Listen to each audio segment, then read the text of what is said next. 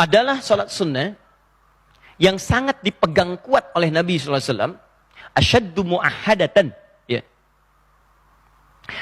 Likulli syai'in, bahwa segala sesuatu minan nawafil yang termasuk salat sunnah, asyaddu mu'ahadatan, yang sangat dipegang kuat oleh Nabi SAW, yaitu 2 rakaat sebelum fajar, rakaatul fajar. Saya ulang. Di antara salat-salat sunnah, nawafil, khususnya yang menyertai salat fardu, yang sangat dipegang kuat oleh Nabi SAW, maksudnya hampir tidak pernah ditinggalkan dalam hidupnya. Ya, dalam keadaan apapun, itu salah satunya adalah 2 rakaat sebelum subuh. Nah, yang kedua ini seakan memberikan isyarat, tahan sebentar. Biasanya, kalau dalam perjalanan safar, itu ada rukhsah, ada keringanan. Anda boleh tidak menunaikan sholat sunnah. Bahkan yang fardu pun, itu bilangannya kalau lebih daripada 2, dan sifatnya genap, itu bisa dikosor. Ya, dikurangi menjadi 2 rakaat. Dengan syarat, bilangannya genap dan lebih daripada 3. Kalau 2, tidak bisa kemudian dikurangi kembali. Misal, zuhur, asar, isya, 4, itu boleh jadikan 2. Maghrib 3, tidak bisa dibagi 2. Karena tidak ada orang sholat 1,5. Ya, 1 rakaat dan setengah lagi ruku, salam, tidak bisa. Maka yang bisa itu hanya zuhur, asar, kemudian isya.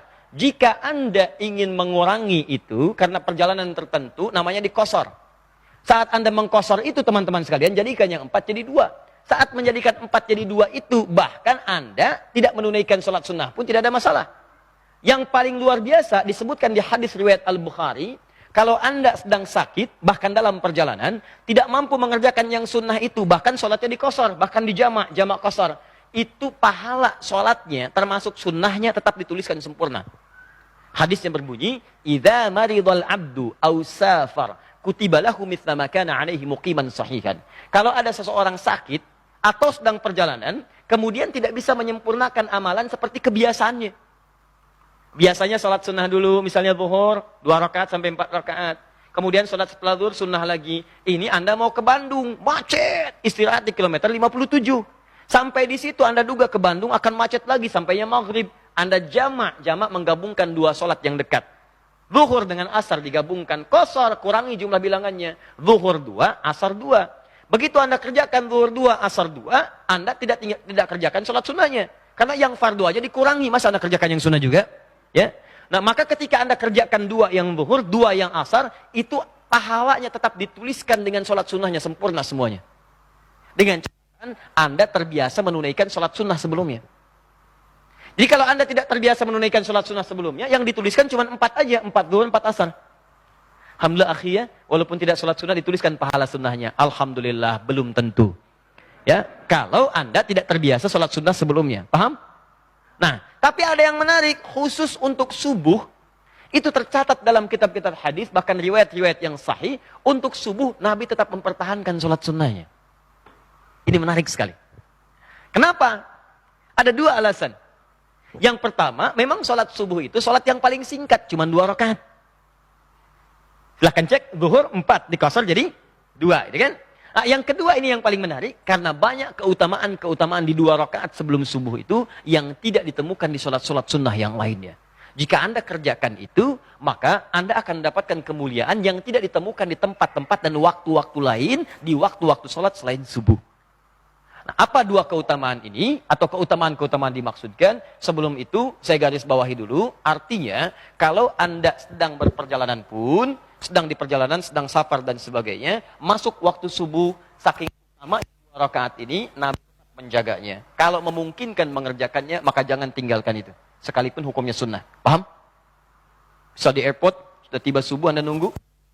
Alih-alih Anda kerjakan sholat subuhnya terlebih dahulu, maka kalau memungkinkan waktunya masih ada, kerjakan 2 rakaat sebelum subuhnya. Plus, yang terakhir, ini kasus yang terakhir. Ini yang paling menarik.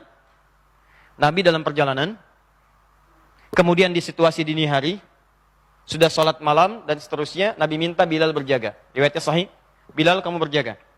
Kata Bilal, saya ikut tidur ya Rasulullah, nanti saya bangunkan semua. Kata Nabi, kamu berjaga. Saya ikut tidur ya Rasulullah, baiklah kamu tidur. Tapi sebelum subuh kamu bangun. Ya, kemudian bangunkan yang lain. Apa yang terjadi? Tiba-tiba mereka semua tertidur. Termasuk Bilal. Tidur semuanya. Bangun-bangun. Sudah merasa matahari sudah menyengat ke pipinya. Pipi Nabi. Artinya pada saat itu Nabi bangun sudah melewati batas sholat subuh. Batas yang tetap waktunya. Nah, apa yang paling menarik? Dua hal. Hal yang pertama, ketika bangun Nabi katakan, wailak ya Bilal, celaka kamu Bilal. Katanya kamu bangun, ternyata kamu ketiduran juga. Oke? Lalu Nabi ajarkan, kalau kamu belum sanggup mengerjakan sesuatu, jangan memaksakan diri. Serahkan kepada yang lain lebih mampu, atau bermohonlah kekuatan kepada Allah. Ini pelajaran yang sangat penting. Tapi yang paling menarik, Nabi setelah itu minta kepada para sahabat untuk berwudu, kemudian Bilal mengumandangkan adzannya. Yang paling menarik setelah itu, Nabi tidak langsung mengerjakan sholat subuh, tapi mengerjakan 2 rakaat sebelum subuh ini dulu. Sebelum sholatnya. Bayangkan, saya mau katakan begini, lihat baik-baik. Bu, subuh yang dimaksudkan bukan waktu subuhnya sebelum sholat fardunya. Sebelum dikerjakan sholat fardunya, diawali dengan sholat sunnah dulu 2 rakaat, masih dikerjakan.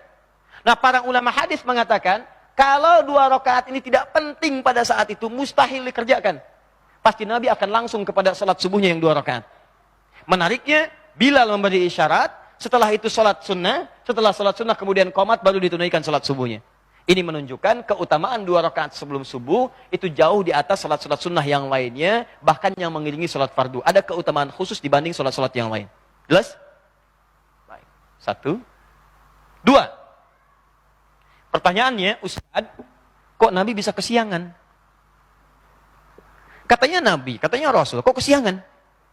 Nah, ini yang paling menarik. Teman-teman, mudah bagi Allah membangunkan Nabi pada saat itu mengatakan Muhammad bangun waktunya subuh. Selesai.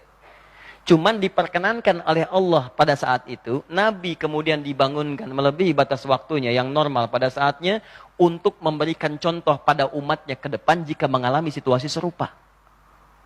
Sebetulnya pelajaran ini untuk umatnya di masa depan, bukan untuk Nabi pada saat itu. Kalau Nabi gampang bangun, Muhammad bangun. Cuman umatnya ke depan kalau ketiduran, bagaimana solusinya? Dan umat sekarang bukan cuma ketiduran lagi, banyak yang kesiangan.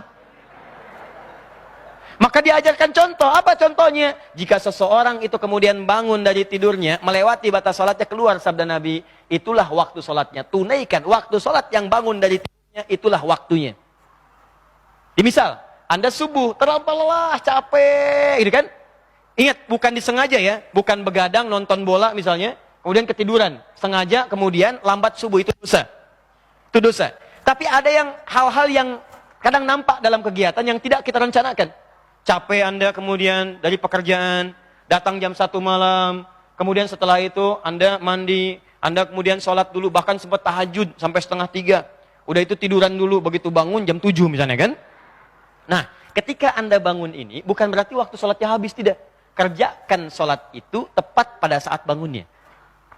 Terus, ini sama dengan pertanyaan begini, kenapa Nabi Adam itu sempat melakukan pelanggaran terhadap ketentuan Allah? Kenapa makan buah khuldi padahal Nabi dijaga dari maksiat?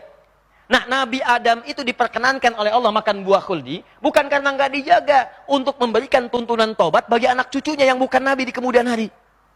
Makanya ketika beliau melakukan kesalahan itu diperkenankan oleh Allah, turun kemudian ayat tobat, Quran surah kedua ayat 37. Fatalaqa Adamu min rabbi kalimatin fataba alaihi. Adam menerima tuntunan tobat, maka tobat. Itu yang membedakan manusia dengan iblis. Iblis salah, diminta tobat, gak mau tobat. Bahkan dia berkata di Quran surah ke-7, ayat 12-13. Ana khairun minhu, khalaqtahu min narin wa khalaqtahu min tin. Saya lebih hebat dibandingkan dengan Adam. Engkau ciptakan saya dari api, dia dari tanah. Tidak level yang dari api, sujud kepada yang dari tanah. Diberi kesempatan tobat, gak mau tobat. Manusia salah, wajar, karena manusia punya nafsu. Yang tidak wajar itu kalau sudah salah, gak mau tobat. Jadi Anda mesti bedakan, Anda ini manusia apa iblis? Iblis itu salah, gak mau tobat. Anda salah wajar, namanya manusia. Tapi kita itu punya kesempatan untuk kembali kepada kebaikan. Jadi sebesar apapun kesalahan kita, ada peluang untuk berubah jadi baik. Orang jahiliyah itu banyak yang buruk sifatnya. Ada pembegal, tukang mabuk, tukang bunuh, tukang perkosa, tukang mabuk, macam-macam. Tapi ketika turun kesempatan untuk bertobat, mereka memilih untuk tobat dan jadi hamba yang terbaik. Sekarang kita sudah keluar dari zaman jahiliyah, jangan kembali lagi ke masa lalu. Paham sampai sini? Nah, sekarang saya kembalikan kepada apa yang kita bahas tadi. Jadi, saking pentingnya sholat subuh ini, teman-teman sekalian, fokus. 2 rakaat sebelum subuh saking pentingnya, maka dalam keadaan-keadaan bahkan Anda bangun terlambat pun, ini hadis-hadis sahih mengajarkan masih boleh menunaikan 2 rakaat sebelum subuhnya. Pertanyaannya, apa keutamaannya? Sampai-sampai itu dijaga, bahkan dalam keadaan seakan terlambat dalam menunaikannya. Satu,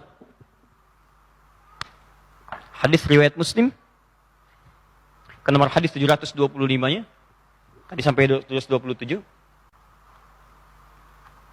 Tahan ya, fokus. Rak'atal fajri khairum minad dunya wa ma fiha.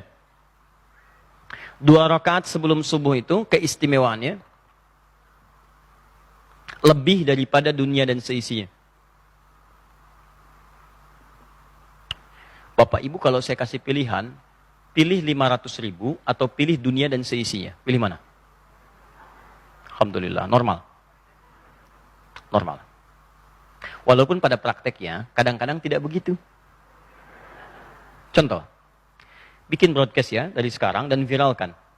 Ada satu pengumuman dari Masjid Nurul Bahri di Kelapa Gading, besok Jumat yang sholat subuhnya ditunaikan di Masjid Kelapa Gading, Nurul Bahri, dan mengikuti datang sebelum subuh, 2 rakaat sebelum subuh dikerjakan di Nurul Bahri, masing-masing akan dapat amplop 500.000. Sampaikan, terbatas 50 orang untuk sab pertama. 500.000. Baik. Pertanyaan saya, setelah pengumuman itu dibuatkan viral, kemudian menyebar, berapa jamaah yang datang ke sini? Pertanyaannya, sejak jam berapa jamaah datang ke sini? Subuhnya 4.25. Orang datang ke sini jam berapa? Jam 1, jam 2. Demi Allah saya katakan, nginap dari sore ini udah pada datang. Padahal itu cuma tulisan di bawahnya, contoh. Anda bayangkan? Di contoh aja, dikasih 500.000, diumumkan dari sekarang. Nginep sore-sore udah banyak ke sini. Gak percaya, bikin aja Pak. Pengumuman, contoh. Di Masjid Kelapa Gading Nurul Bahri, besok akan dibagikan masing-masing 500.000 rupiah. Di awal subuh, bagi 50 orang pertama. Tanda kurung, contoh.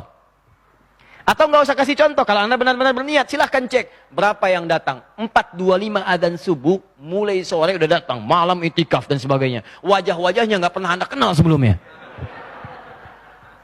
Bikin pengumuman yang kedua. Siapa yang datang ke masjid lebih awal, di waktu subuh, menunaikan 2 rakaat sebelumnya, bahkan di masjid itu, nanti kami akan berikan dengan janji Rasulullah SAW, lebih daripada dunia dan seisinya. Al-Hadis, tuliskan di ujungnya. Pertanyaan saya, berapa yang datang ke masjid ini? Tuh, lihat tuh. Nah, sekarang, jadi Ustadz, yang dimaksudkan lebih daripada dunia dan seisinya ini apa? Apakah materi wujudnya atau yang lain wujudnya? Nah, ini yang perlu kita sadari, sehingga kita punya pemahaman yang kuat tentang ini. Sampai-sampai Nabi pernah mengilustrasikan, kalaulah tahu tentang kemuliaan ini, bahkan orang akan mendatangi masjid atau sholat itu dengan merangkak. Merangkak itu ada dua pemahaman. Satu, saking padatnya orang datang sampai bergeraknya itu lambat. Ya kan, kalau orang lambat itu diilustrasikan seperti bayi yang merangkak, lambat geraknya, saking banyaknya padatnya begitu. Ya. Yang kedua, ada yang mengatakan bahkan orang yang tidak mampu pun akan merangkak datang, saking tahunya manfaat di balik itu. Yang pertama yang dimaksudkan kata para ulama, makna yang pertama itu adalah terkait dengan pahalanya. Pahalanya itu lebih daripada dunia dan seisinya. Anda bayangkan nggak, teman-teman? Baca Quran aja, 1 hurufnya 10 kebaikan. Infak paling minimal 700 kebaikan. Datang ke majelis ilmu mendapatkan pahala 700 kebaikan. Tapi kalau 2 rakaat sebelum subuh, langsung jumlahnya lebih daripada dunia dan seisinya. Bukan 10, bukan 20, bukan 100, bukan 700. Lebih daripada dunia dan seisinya. Maksudnya, susah ngitungnya. Banyak ya? Banyak pahala.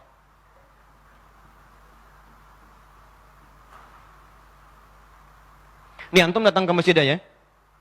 Niat untuk ta'lim sholat. Baru datang nih. Datang itu udah dapat 25. Hadis Muslim. 1 keduanya 500 tahun. 2 ketiga 500 tahun. Kemudian sholat. Kalau berjamaah 27. Kalau sendirian 10. 10 itu di Quran surah 6 ayat 160. Manja abil hasanati falau ashru amtaliha. 10 itu 1 keduanya 500 tahun. 2 ketiganya 500 tahun. Kalau dilanjutkan dengan ikut ta'lim. Itu di riwayatnya Ibnu Abbas radhiyallahu ta'ala anhuma. Dapat lagi 700 kebaikan. Sampai antum pulang. 700 itu dilipat gandakan, jarak 1 keduanya 500 tahun. Jaraknya 500 tahun, 1 keduanya. 2 ketiga 500 tahun, terus sampai akhir. Tapi kalau Anda menunaikan 2 rakaat sebelum subuh, itu pahalanya lebih daripada dunia dan seisinya. Langsung tanpa hitungan, saking banyaknya.